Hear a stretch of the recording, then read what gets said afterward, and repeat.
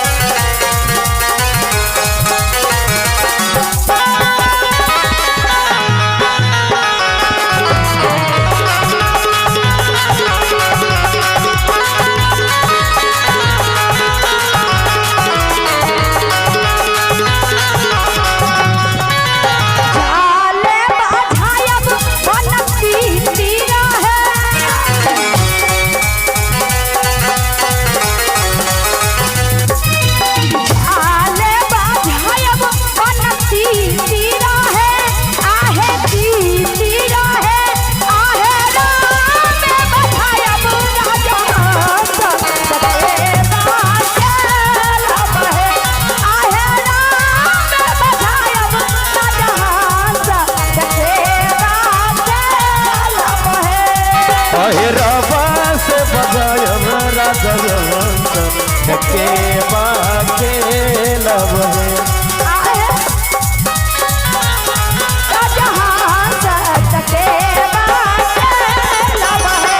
भैया हाथा 10 फुट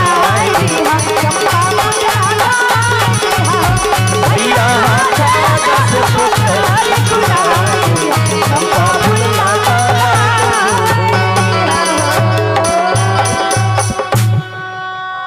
कार्यक्रम